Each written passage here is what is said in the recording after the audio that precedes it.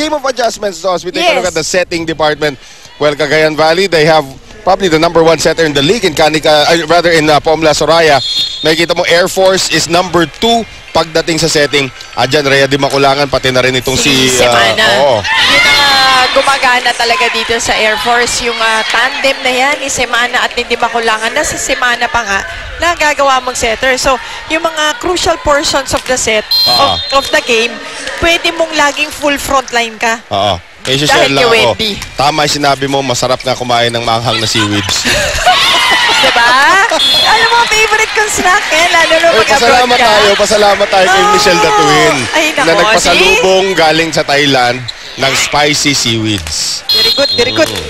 Valdez na with 10 points na pala sa kanyang atake. And of course, 2-0 po ang ating score. Smart Maynilad naman ngayon ang una. Tanda natin sa first 2 sets, lumamang kaagad itong Air Force. And ngayon, it's Smart Maynilad picking up a 3-0 lead. Cassini and De Leon, hindi pa rin sila nagkakatugma sa kanilang connection, ha?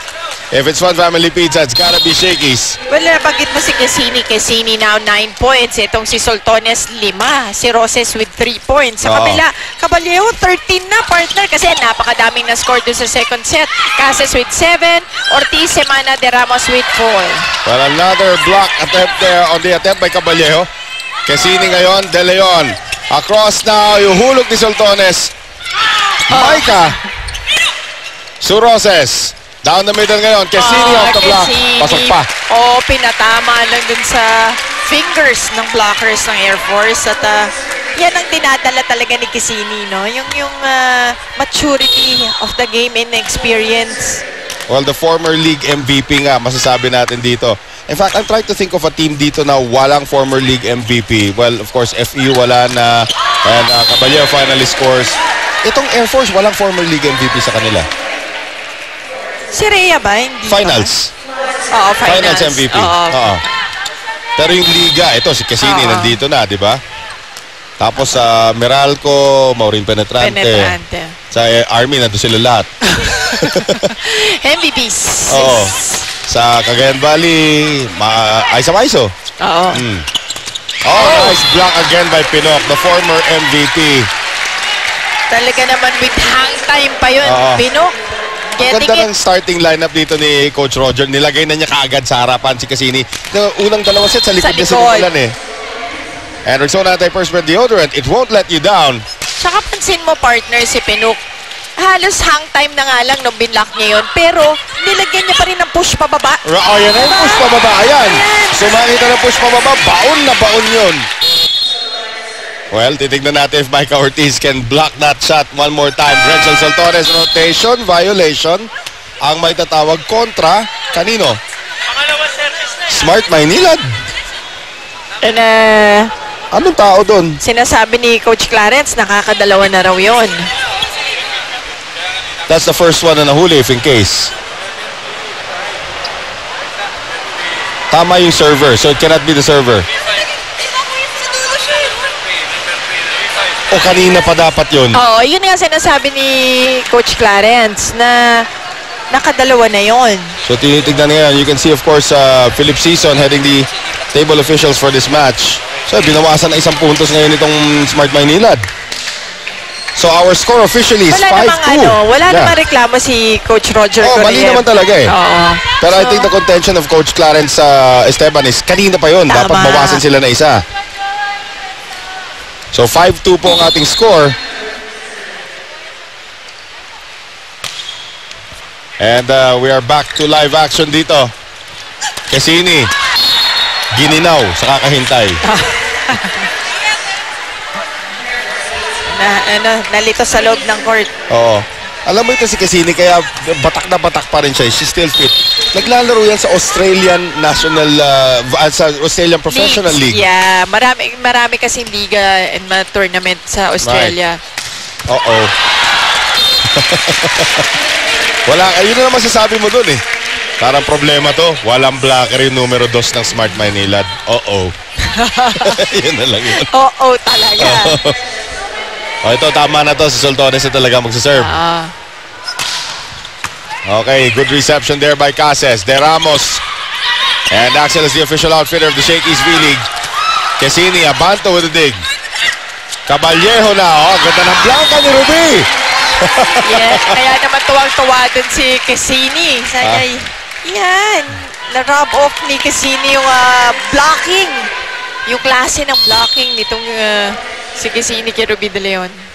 7-3. Soltones again, sends it up high. Abanto gets to it pero bumalik ulit sa kabilang panig. De Leon ngayon, Alyssa Valdez over the defense. Nandun si Caballejo. Ganda ng basa ni Caballejo.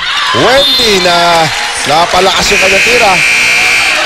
8-3, Smart Maynilad up by 5.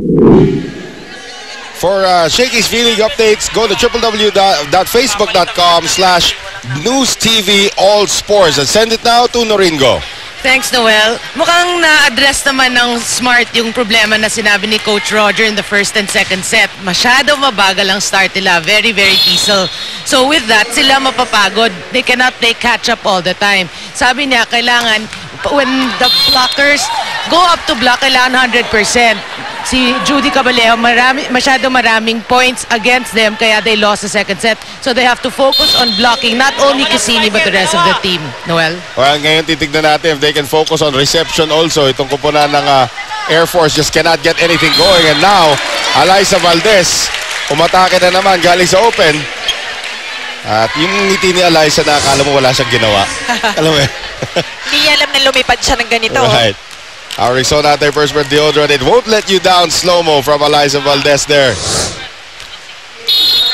Ay, tama yung binabanggit ni Seb eh. Yun yung mga isa sa mga most endearing smiles in all of sports. Yung kay Alyssa Valdez. Cases. Nice block by Guliman. De Ramos. Wow! Late si Alyssa. Ang ganda naman ng palong yun ni De Ramos. 9-5. Still a 4-point lead for the Net Spikers. De Leon, quick set. Ayan, dire-diretso na yun kay Nika Guliman. Yan naman ang gusto mo, yung mga puntos na nanggagaling doon sa mga players na hinuhugot mo from the bench. Oh, marumadating na. Papalitan si Sue Roses. Tagal nating hindi nakita. Nag-start yan for... Oh. Nag-start Sino yan nila for mag-utility Coach tuloy Roger. ngayon? Tatlong open spiker yan. Sino kaya lilipat sa utility? Here is Cases. Oh, wow. Unmarked that time. So 10-6. Yan ang magandang katanungan. Sino lilipat dyan? Palagay ko si dalawa lang naman yung spikers Liza. eh. Hindi, dalawa lang mga spikers eh. Oo. Si Guliman lang naman at saka si Banatikla. So expect si Guliman pwede mag-running. And a good block there from Rhea Di Maculangan. Yan din isa pa consideration. Lalagay ako national team. Sasama ko si Rhea kasi matangkad na setter yan. Yan yung mga advantage. Yan, no? Yan ang Rhea, isa sa pinakamalaking advantage ng isang team pag malaki ang setter mo. Rhea, Tina Salak. Yan yung mga una mong kandidato kaagad dyan. Lalaki. Oh, galing sa likuran to. Alyssa, dug up there by Caballejo. Cases, dug up by Banatikla. Ruby, tinawid ni Alyssa, just barely staying behind. Oh! Nika Guliman, nakita medyo gutay-gutay pa depensa ng Army, ay ng Air Force. Hinulog lang yung bola. Medyo nagulat si Coach Roger dun sa last play dahil kung kinino binigay ni Ruby yun, ang Oo. layo ng pinanggalingan ni Alyssa. So, pero still, they make the point. And again, dapat sa utility dapat pupunta yun, pero wala nga. De Leon. Soltones with the left hand. Turned back there by Di Maculangan. Galing sa likod na naman si Alyssa. Here's Cases. De Leon. Maru going to Soltones. Dug up by Semana. Dimac. Cases. Here's De Leon. Soltones. Sinaraduan ni Maika pero